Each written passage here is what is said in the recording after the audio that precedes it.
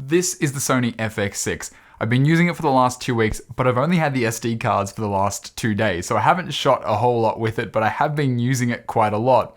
So in that last 2 weeks, I've just been learning as much as I can about the camera, and in this video today, I kind of wanted to give my initial impressions. This is definitely far from a long-term review, but if you're considering buying the camera, here are some things you probably want to know, or if you are new to the Sony Cine system, kind of like I am in a way, this video will hopefully help you get started and learn a little bit more about the camera and some of its really confusing functions. Let's get into it. So before I begin, I just want to mention that I've been using the Canon C200 for the last 2 years. So a lot of the learnings I'm having about this camera here, the FX6, I'm kind of comparing the two together and the differences. I'm not going to do a full in-depth comparison just yet. I might do that in a video down the track. But in the meantime, if I mention the C200 and some of the differences between the two, that's exactly why. To begin with the FX6 though, I really want to mention the physical characteristics of it. Now, this camera is super small and light, which I noticed as soon as I pulled it out of the box. It definitely gets a bit heavier once you put a lens and a battery on it, but still, compared to my Canon C200, it is definitely a lot lighter. It's going to make it much easier for mounting on gimbals and also using smaller and lighter equipment. So obviously if you're someone who likes to travel a lot, you're a documentary filmmaker, you're a journalist for example, this is one of those really big sort of benefits of using a smaller and lighter camera is it's still super capable, but you don't need to use really heavy duty tripods or really heavy duty sliders, for example, if you want to use this camera a little bit more stripped back. So straight away, I was really a massive fan of that. Now, one of the things I wasn't as big a fan of was the top grip and the side handle. Now, when I first saw it, I loved the fact that there are a lot of custom buttons on there, which you can obviously make your own and help, I guess, make the efficiency of using the camera much easier. But then they had these zoom rockers on both the top handle and the side grip, which I thought to myself, why is that there? I'd expect to see that more in an E&G, I guess, broadcast style camera, not necessarily a cine style camera like Sony advertises the FX6 to be. Funnily enough, I did realize that there is a way you can actually still use the zoom controls, which I'll mention a bit later in the video. Kind of made it feel a little bit better, the fact that they're not totally useless without a servo zoom. But otherwise, unless you're using servo zooms very often, you're probably not going to be using those particular functions. Anyway, that's just one little small point, not a deal breaker by any means. But then of course, you've also got your audio inputs on the top handle as well, which is good and bad. If you've already watched the other YouTube videos so far, you'll know exactly what I'm talking about. As soon as you take this top handle off, you lose your audio inputs. There is no 3.5mm sort of input or any kind of input on the camera body itself. So that means if you're going to mount this onto a gimbal, you're only going to be able to get scratch audio off this little microphone off the side here. Not ideal, and I'm hoping Sony can find a way maybe to sort of release some firmware where, like the Fujifilm X-T4, you could just use a USB-C to 3.5mm jack adapter in order to be able to, I guess, plug in an audio input. That would probably be the easiest way to do it. So fingers crossed Sony could pull through with something like that, which would make the FX6 a much better proposition for people using it on things like gimbals.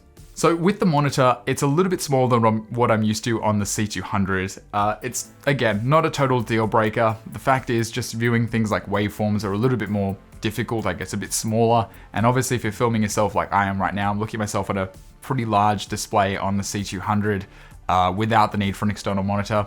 Maybe on the FX6, I would prefer to have an external monitor so I could still sort of see myself from this distance. And it's just one of those little things to consider. Obviously, I would recommend using it with an external monitor, especially if you're pulling critical focus. But otherwise, I do like the fact that this thing can be mounted on multiple points on the camera. There are 2 points at the back here on the top handle and 2 points at the back on the body itself, which makes it super easy and convenient to move around, even when you don't have the top handle attached. Now, this camera doesn't have an EVF, but to be honest, if you've ever used an FS5 before, you'll know that EVF wasn't super great, and to be honest, if it was on this camera, it would probably just be another waste of space. The fact is, there's enough output options here in terms of SDI, HDMI, and I guess different sort of resolutions you can change for both of them independently. So if you want to find an external solution for the EVF, that's pretty easy to do. So the next thing about this camera is the sensor. Now the sensor on this camera is a full frame sensor, and if you've ever used the A7 series cameras before, you'll know it's pretty beautiful kind of image that comes off this camera. To be honest, I actually get worried because straight away when I went from shooting with the C200 and testing out the FX6, everything just looked so gorgeous. There are some people who really like the full frame look and people who just, I guess, love the Super 35 look. It's just obviously preference at the end of the day. I think there are definitely applications for both of them. I actually think it's something you've got to consider is that full frame can kind of put you in this false sense of confidence with your image. I noticed this straight away coming back to a full frame sensor. I used to have the A7S, the OG A7S back in the day, and not having used a full frame sensor for the last couple of years, coming back to it, everything looked pretty amazing. Now, there's a danger in that because obviously as a cinematographer, as a DP, your job is in a lot of times to create separation from create separation in the image, I should say. So you can do that a number of ways: color, lighting, and of course focus. And on something like an FX6 with a full frame sensor, it's much easier to achieve that image separation with focus. But of course that means that you can kind of, again, be lulled into that false sense of this image looks really good just because I've got this nice separation from foreground and background. But again, just not thinking about, is this actually a good image? Am I lighting it, I guess, in the best way I possibly can? So in a way, it can make you a bit lazier, and I think it can definitely lull you into a false sense of confidence. Just something to consider, nothing to do with the FX6 itself, but I just know from literally shooting the side of my house and thinking, wow, this looks amazing, to actually bringing it in and looking at the shot and going, you know what, the shot itself actually wasn't amazing. It's just the fact that obviously I'm currently adjusting to the full frame look again and how different that kind of feels when you're actually viewing it later on down the track. So as I said, there are benefits and downsides to a full frame sensor. One of the downsides is this is a true 4K sensor. It's not like some of the other cameras that shoot 6K, 8K and downsample it to a 4K image, which generally means there's, again, benefits to that. And we're going to talk about low light a little bit down the track. But some of the downsides are if you want to shoot in Super 35, you are going to HD basically. There's no 4K Super 35 mode. Other people have mentioned there's an image function called clear image zoom, which, to be honest, again, this is something that a lot of people don't mention, it actually zooms in. This is what I was talking about with the zoom rockers. You can actually use the zoom rockers to zoom in and out to 1.5 times digitally. And so it's not just straight away, it doesn't just crop in 1.5 times, you can actually zoom in and out. As soon as you zoom in, you lose face tracking in terms of autofocus. But it works, it definitely works. You do lose resolution as you zoom in. I've definitely noticed that, especially for finer details. Also, if your image has a lot of noise, you're actually zooming into that noise as well.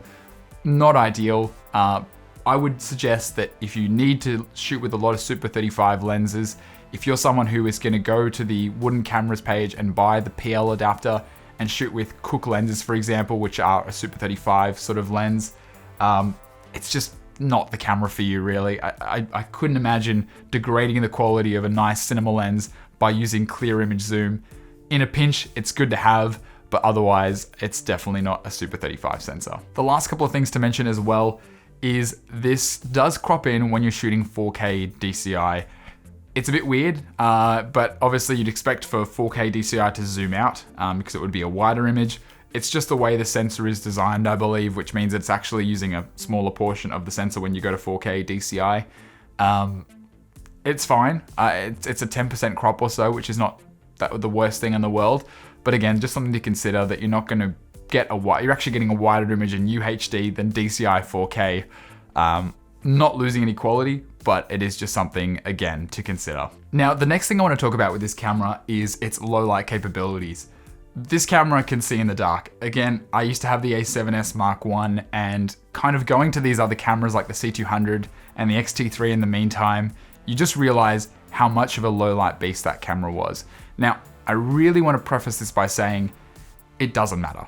For most people, it doesn't matter. Now, obviously, if you're a documentary filmmaker, you're a journalist, you're someone, even in corporate events sometimes when you're shooting in a darker and dingier environment, that can make a difference. It really can make a difference to boost up the ISO and not, I guess, degrade the image in such a heavy sense that you're introducing a lot of noise. But at the same time, there's a cool aspect to having a low light camera, and then there's a kind of nonsensical, there's no reason why you kind of need this aspect to the camera. So as I said, if you're someone who knows you need low light capabilities because you are in the middle of like this weird environment where you can't light And again, it's a documentary style thing where you're a fly on the wall and there's just natural lighting. What you get is what you get. This camera's incredible. You've got ISO 800 and 12,800 as your base ISOs. Apparently it's not a dual gain sensor, but anyway, that gets really technical. It does have 2 ISOs, and ISO 12,800 is super bright. Honestly, it's just way too bright. I think a lot of the times you're not going to need that much, but really because it's so clean at ISO 12,800 compared to ISO 6,400, for example, you're better off just to go straight to 12,800 and worst case ND it down. It's one of those really weird things. It's like, well, I'm just going to go to ISO 12,800 and put ND on the camera rather than sort of shoot at a more reasonable ISO. So it is really cool that you can shoot, I guess, a really high ISO on this camera without too much noise. The applications for that, for me, are probably going to be a bit more limited. And it's one of those things that, again, as I'm testing it out, it's just super cool. Like, it is really dark in this environment, for example, and I'm shooting the camera at really high ISOs. I'm able to see in the dark. But as soon as you put that onto a computer and you look at it, that cool aspect's gone away, because now it's just literally I'm looking at a very dark image, which I can see that the camera's had to do a lot of work to boost up. It's kind of like driving a fast car, but then once you're at the destination, no one knows that you had a really fast car. It's just kind of like, now you're there. So you either got there by going really fast, or you got there by driving at a reasonable speed. But at the same time, it can sometimes help you. It can be the difference between getting the shot and not getting the shot. But I wouldn't just necessarily use this for no particular reason because I was too lazy to light, for example. So it's one of those aspects that's cool, may not necessarily be your everyday.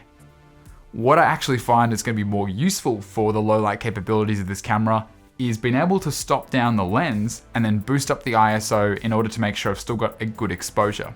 The reason being, as I sort of spoke about before with the full frame sensor, if you want to get more of a super 35mm look out of this camera, obviously you might need to stop down your aperture, and when you do that, you're letting less light into the camera. So being able to kind of boost up the ISO when you can't light anymore, and then from there being able to kind of boost up the ISO, not introduce as much noise, and go from there, I think is going to be a really handy kind of feature. Now, I haven't got my A7S III yet. That's coming in mid-January, believe it or not, thanks to the back orders. But I've heard the autofocus implementation on that camera is much better than the FX6. The FX6 isn't bad. I actually found it a bit unusual. When I took it out of the box, it's automatically set to a wide autofocus mode, but you've also got flexible and spot. It's a bit different than what I'm used to on the C200, which it just has this box which you can move around the screen. Autofocus on the Sony, the FX6 is great. The actual autofocus itself is very smart, very intelligent. Eye autofocus is pretty insane, and it's super quick and responsive. I like the fact that there's actually 2 program buttons already which allow you to kind of quickly adjust the autofocus and adjust things like the sensitivity and the speed of adjustment. So I think that's a really great feature out of the box. At the same time, do I wish it was a little bit better? Potentially. I do wish, obviously, that you had the ability to kind of object track like you can on the A7S III. I hope that comes in a future firmware update as well, just sort of a better system, a better implementation of the autofocus on this camera. But for the moment, I've got no complaints. This is my initial impressions, so just using it out of the box and kind of testing it with my face in the frame or face out of the frame, it's super quick and it's super responsive. And again, an upgrade from the C200 in terms of, I guess, an older autofocus system where as soon as I turn my head, it generally tends to lose me. So I think this is going to be a little bit better than that. Another weird little quirk about autofocus, which you've probably heard as well, is it kind of has to be a multiple of the base frame rate in order for it to work. What does that mean? Why is that a thing? I have no idea. But basically, if you're in S&Q mode, which is a slow and fast motion mode, or slow and quick, which is S&Q, if your base frame rate's 25 frames per second and you're shooting 50 frames per second, it will work.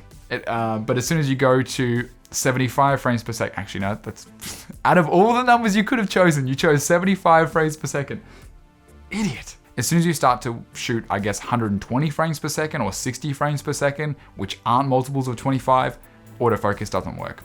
It's not the worst thing in the world. Again, you could just quickly change your base frame rate and go from there, but something to keep in mind.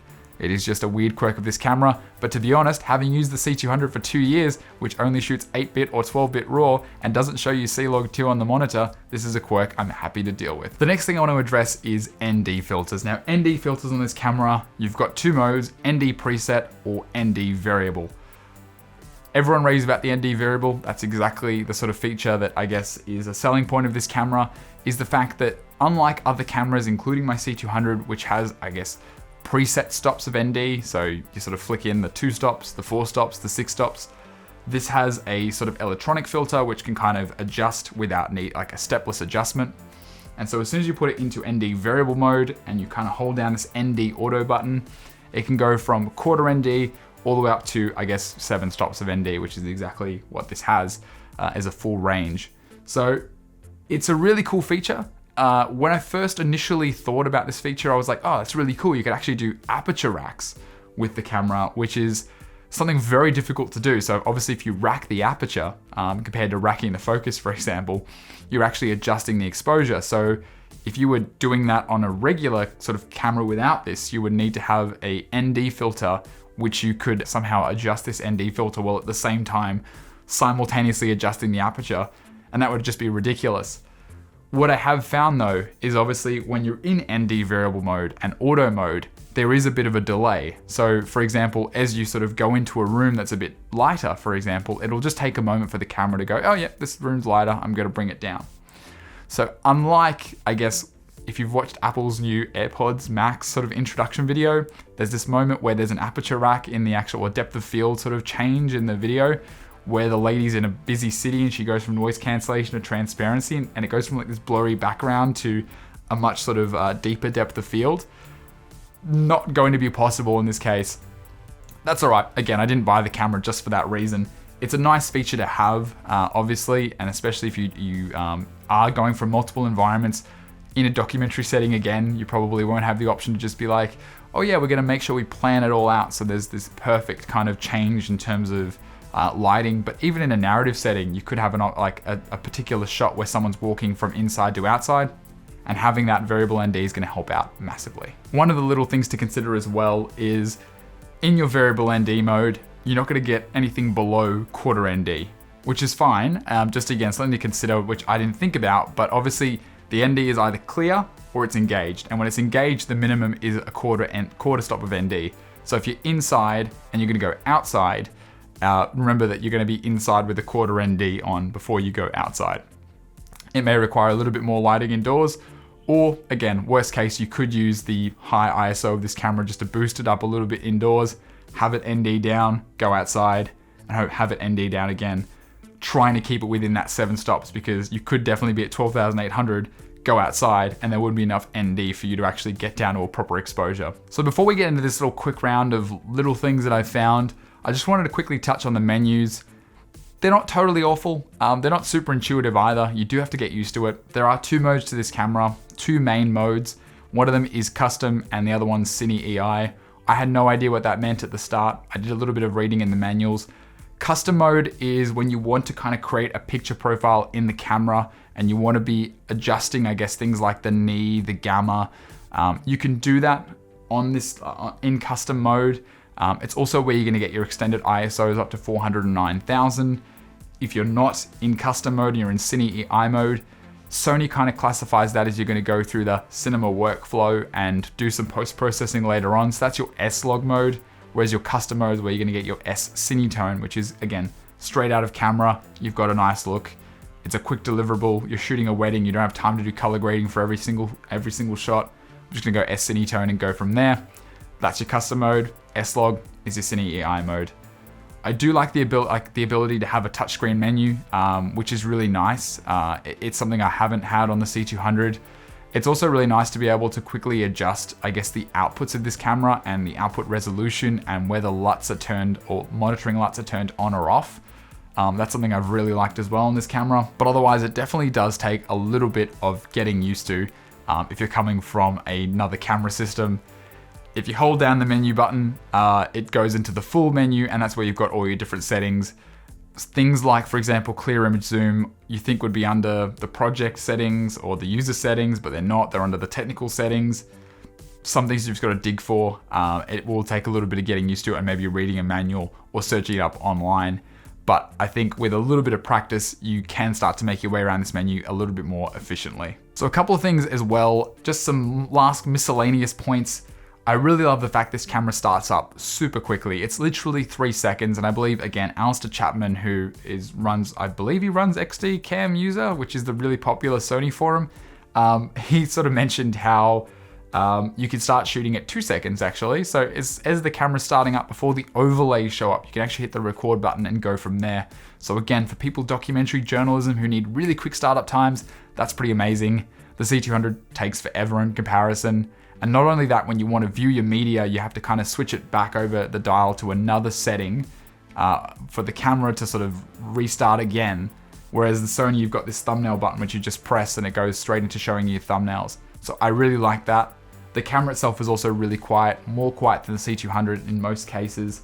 So again, that's another big benefit if you're in smaller environments like I am now and you don't really want to have a lot of noise from the camera itself.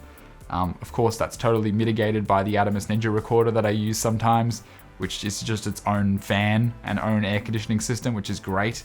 But otherwise, it's it's a really nice camera in terms of the quick startup times and a very quiet sound. So one of the last things I wanted to mention is if you want to shoot S&Q slow and quick and you want to do the 4K 120 frames per second, buy CFExpress Type A cards. Again, I sort of only have V90 cards at the moment. I've got 428GB V90 cards, so I've got more than enough for this camera, which is great. But what I would say is the camera lets you do it. I've heard bad things about if you continue to use it on the camera. So these are fresh 128GB V90 cards. Everything's going great. It's all, rainbows and sunshine right now. But if you are like on a shoot day and you are, I guess, constantly using 4K 120 frames per second, you want to have a card that's capable of that write speed. And that's where your CFExpress Type A cards come into play. I've heard with the V90 cards, they can get extremely hot. They can fail on you, they can corrupt, worst case scenario. So while it's been great for some little testing here and there, I wouldn't be comfortable using it on a shoot, for example. Am I going to buy CFExpress Type A cards just yet? Probably not, because they are more expensive. They're pretty expensive here, about $600 or so, and you've got to buy the reader, which is another $250. I'm hoping more manufacturers come to the party and start making CFExpress Type A cards. That remains to be seen for now, so I'll just keep my fingers crossed in the meantime. But otherwise, hopefully, if you're gonna look at buying this camera, this is giving you some more valuable information about what to expect out of it. I'm really excited about the FX6. I'm really excited to keep shooting with it. I'm also really sad to potentially be saying goodbye to my C200, which has been just an amazing camera. And you realize as you're using both cameras, there are nice things about both of them. But at the same time, this is a really special kind of camera. And in terms of the price range that it's in, I think it's just offers exceptional value. So looking forward to showing you some more tests soon. I was actually supposed to go out tonight and shoot some nice test footage in the city. It is awful weather in Melbourne at the moment, so I'm definitely not going to do that. I'm going to have to wait out till next week or even next year at this point. So I all hope you have an amazing Christmas if you celebrate in the meantime. And I'll probably see you back on the channel in the new year. Thanks so much for sticking around. I'll see you in the next one.